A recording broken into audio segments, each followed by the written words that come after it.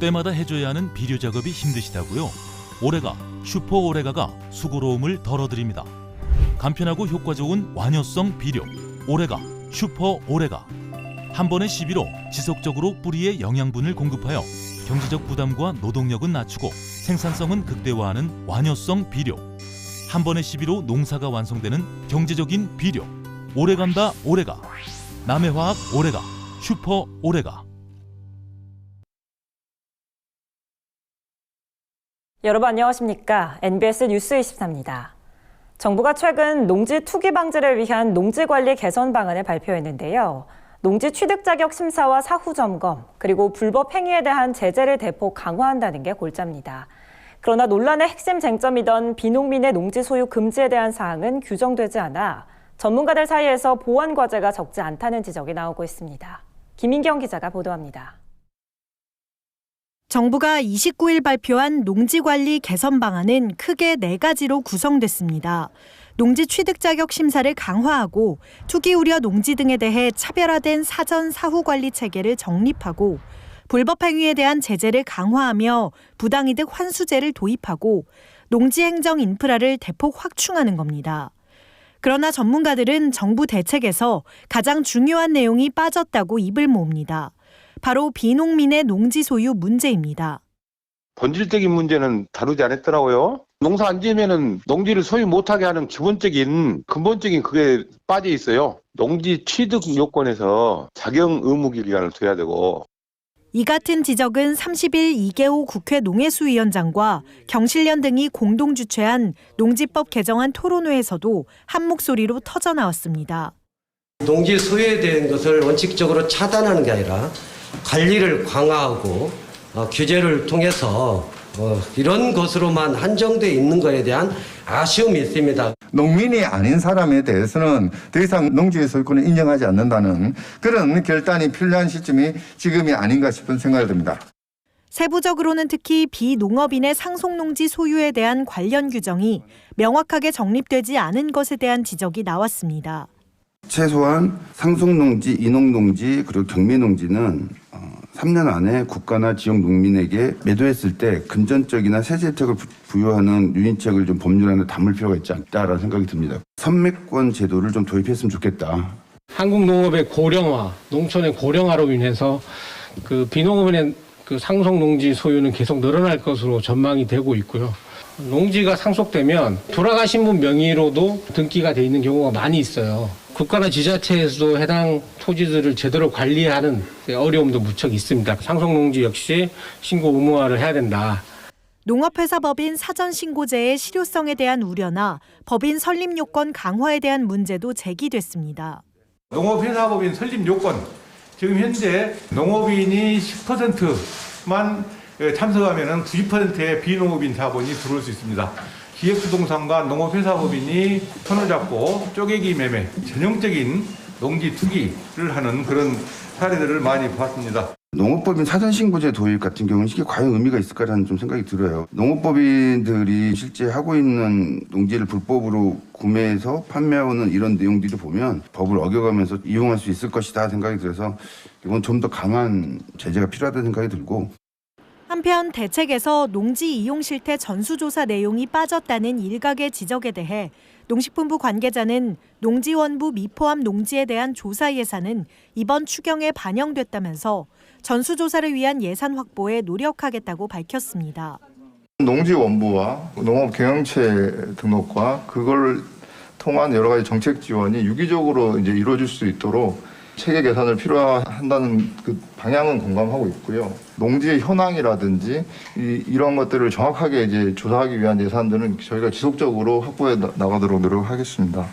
이 밖에도 농업인의 정의에 대한 기준, 새롭게 만들어지는 농지위원회의 실효성과 위원회의 권한 등이 농지법 개정을 둘러싸고 뜨거운 감자로 떠오르고 있습니다. NBS 뉴스 김인경입니다. 정부는 최근 추경 예산을 편성하면서 농특세 세수를 재원으로 사용했습니다. 농특세를 타용도로 이용한 건데요. 문제는 농특세 폐지론자들이 농특세가 타용도로 사용된다는 점을 강조하고 있다는 겁니다. 2024년 농특세 일몰을 앞두고 농업재정이 위기를 맞는 게 아니냐는 우려가 나오고 있습니다. 강창호 기자입니다. 정부는 최근 4차 재난지원금 관련 추경안을 편성하면서 농어촌 특별세 잉여분 2조 3천억 원을 이용했습니다. 농업농촌의 경쟁력을 강화하고 농민 복지를 증진시키기 위한 목적세인 농특세가 다른 용도로 사용된 겁니다. 실제로 추경 예산 중 농특세 비율은 15%에 달하지만 그중 농업 예산은 전체의 1.2%에 불과합니다. 문제는 정부의 이 같은 행위가 농특세 폐지론자들의 논리를 강화할 우려가 있다는 점입니다. 한국경제연구원은 최근 보고서를 발간해 주식 거래에 부과되는 농특세가 현실에 맞지 않는 조세제도라고 주장했습니다. 그 이유로 농특세의 재정 지출이 도입 목적과 부합하지 않게 사용되고 있다고 언급했습니다. 한경연은 농특세 세입의 60% 이상이 농어촌 특별세 사업 계정에서 타 기금으로 전출되고 있다고 주장했습니다. 농특세는 목적세로 농업농촌 경쟁력 강화, 농업인 복지 증진 등에만 사용돼야 하는데 타 기금으로 전출되면서 사용처가 불분명해진다는 겁니다. 그러며 한경연은 주식 거래 시 부과되는 농특세를 인하하거나 증권 거래세와 통합해 폐지해야 한다고 주장했습니다. 농특세가 폐지될 경우 농업 재정은 위기를 맞을 수밖에 없습니다. 농업 예산 중 농특세가 차지하는 비중이 적지 않기 때문입니다. 2021년도 농식품부 세입 예산 중 농특세는 5조 4천억 원에 달합니다. 전체 세입 예산의 3분의 1을 넘는 규모입니다. 농업 예산의 상당 부분을 차지하는 농특세가 폐지될 경우 농업 분야가 입을 피해는 심각한 수준입니다. 이에 전문가들은 농특세 제도를 연장하기 위해선 세금의 목적을 명확히 설정하고 농특세를 이용하는 사업을 규정할 필요가 있다고 조언했습니다. 비해서 농어촌 특별세 같은 경우에는 일반적인 농식품부 예산처럼 사용이 되고 있는 것도 맞거든요. 예를 들면은 지금 현재 논의되고 있는 것 중에 농촌 공간계획이라든지 아니면 농촌 재생이라든지 이런 식의 사업들에 주로 투입을 하고 대신에 농어촌 특별세 재원으로 우리가 활용하고 있던 다른 농업 이 사업들은 일반 회계로 이제 들어오는 방식이. 농특세 일몰까지 남은 시간은 불과 3년가량. 농업 재정의 중요한 세수인 농특세를 유지하기 위한 농업계의 논의가 필요해 보입니다. NBS 뉴스 강창호입니다. 최근 비위생적인 중국 절임 배추 영상 논란으로 김치를 기피하는 소비자가 많아지고 있습니다. 가격이 저렴해 중국산을 써온 음식점들은 비상이 걸렸는데요. 한편으로는 이번 논란이 국산 김치에는 기회가 될 수 있다는 목소리가 나옵니다. 맛 좋고 안전한 국산 김치를 선택하는 현명한 소비가 확산할지 주목됩니다. 손현진 기자가 취재했습니다. 비위생적인 중국 절임 배추 논란이 불거지면서 중국산 김치를 기피하는 소비자가 늘고 있습니다. 음식점에서 반찬으로 나온 김치를 먹지 않거나 중국산 김치를 제공한 식당에 항의하는 등 불안감이 가라앉지 않는 모양새입니다. 김치를 음식 재료로 쓰는 외식업체들은 비상이 걸렸습니다. 코로나19 영향으로 손님이 급격히 줄어든 데다 중국산 김치를 사용하는 곳은 손님들의 눈치까지 살펴야 하는 상황입니다. 가끔씩 중국 김치인가고 물어보시고 그래도 지금 많이 좋아졌어요. 하루 이틀은 타격받았는데. 한국소비자단체 협의회에 따르면 외식과 급식 부문 상품 김치 소비량의 83%를 수입 김치가 차지하고 있습니다. 중국산 수입 비중이 높은 이유는 저렴한 가격에 있습니다. 국산은 외국산에 비해 가격이 3배에서 4배 비싼데 영세 식당들은 이 가격 부담 때문에 중국산 김치를 사용하는 겁니다. 하지만 일각에서는 이번 절임 배추 논란으로 수입 김치를 대체하려는 움직임이 확산해 국산 김치에는 기회로 작용할 수 있다고 보고 있습니다.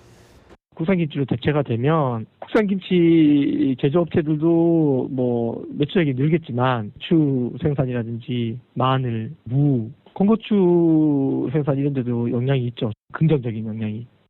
김치 종주국이라는 자부심을 가지고 김치를 생산해온 업체들의 기대감도 높아지고 있습니다.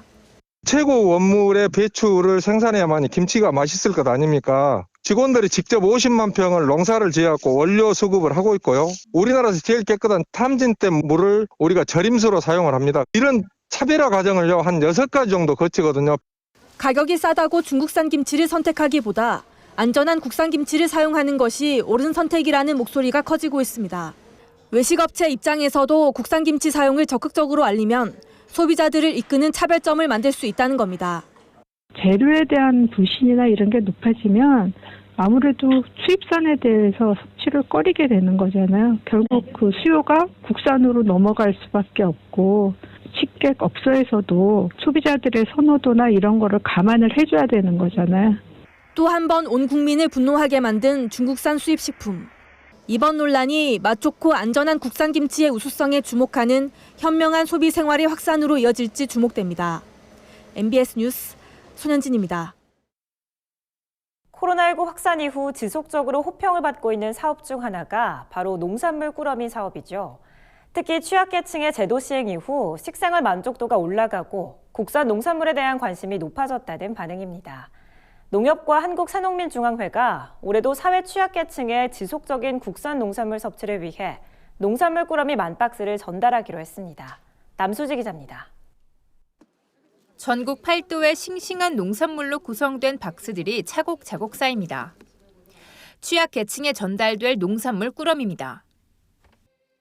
지난 30일 서울 중구 농협중앙회 대강당에서 농협중앙회와 한국새농민중앙회는 농산물 꾸러미 나눔운동 발대식을 개최했습니다.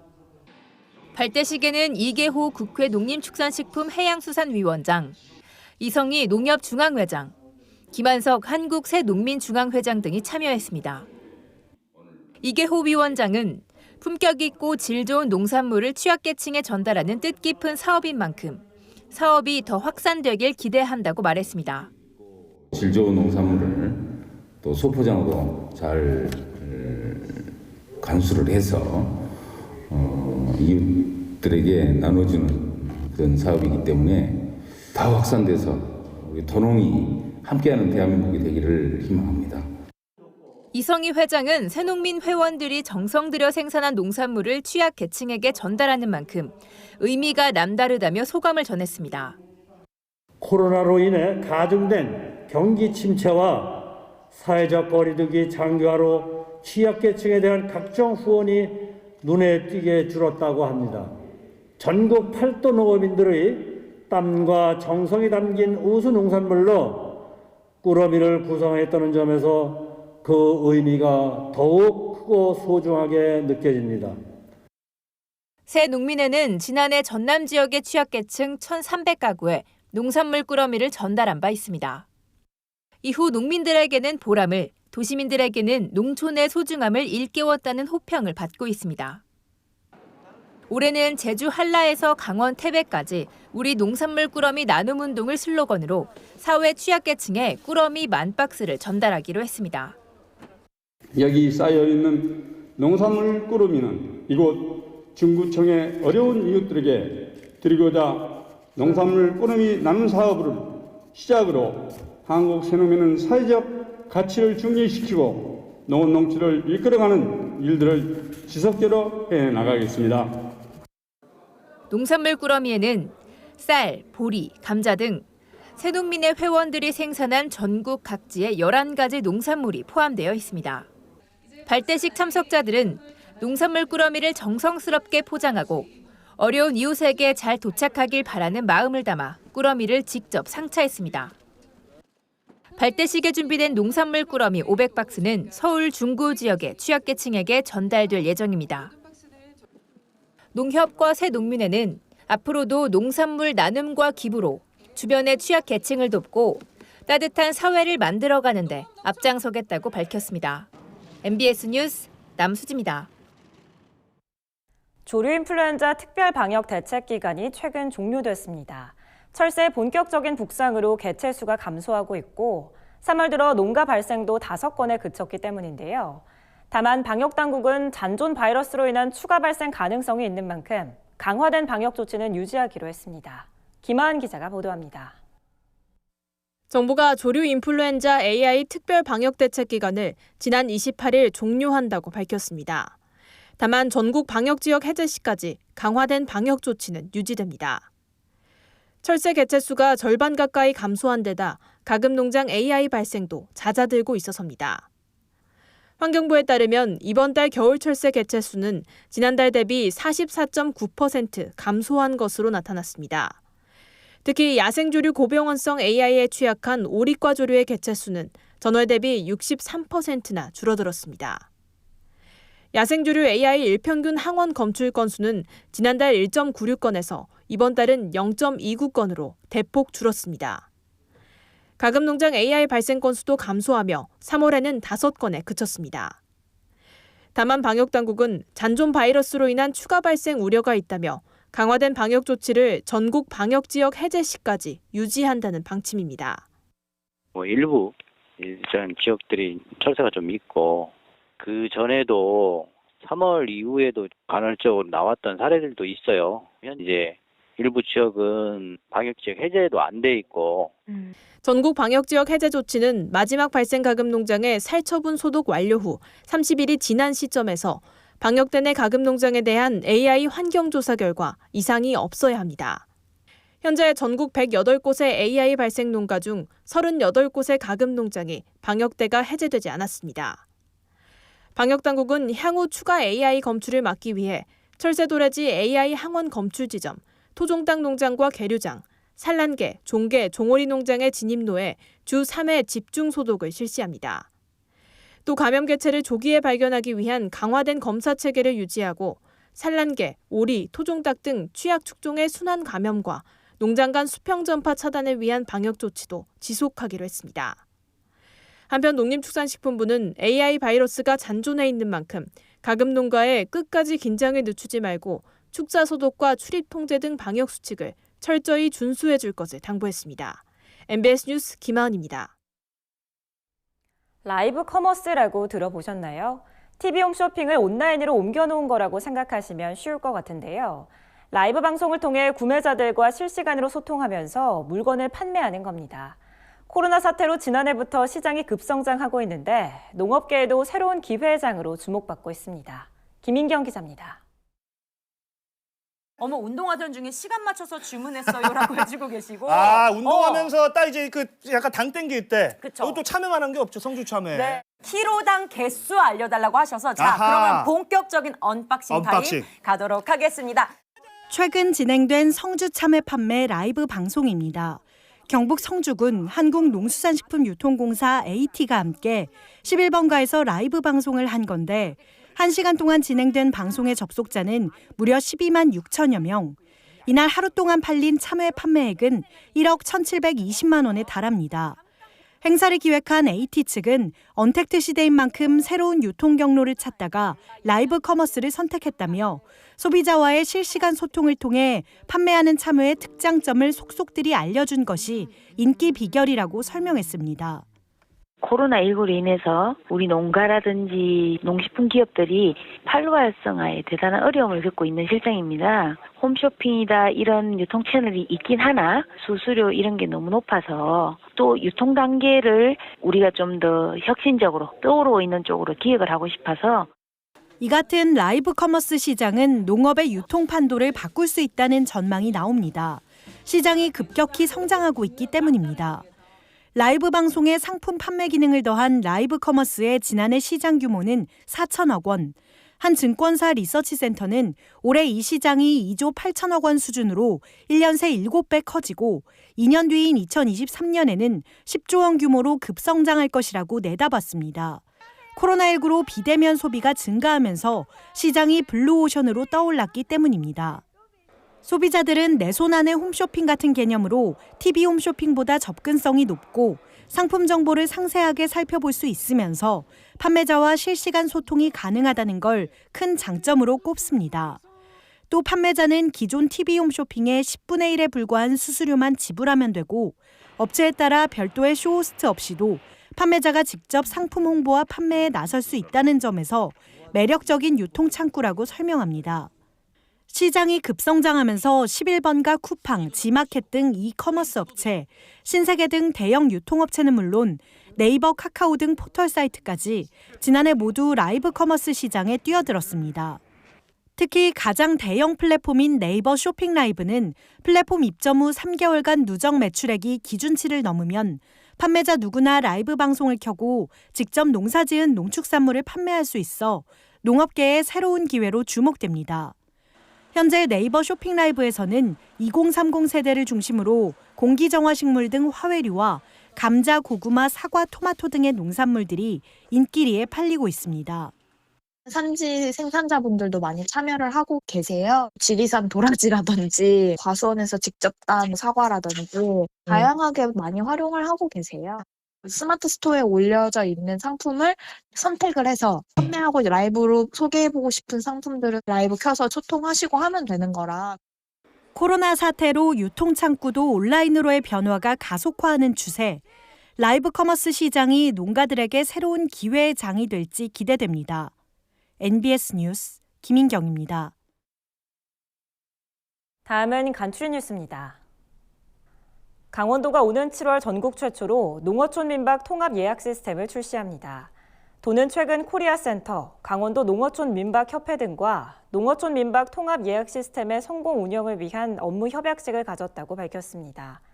강원도형 농어촌 민박 통합 예약 시스템은 중개 수수료가 3%로 전국 최저이며 광고비와 입점비가 없어 민박업체의 부담을 덜어줄 것으로 기대됩니다.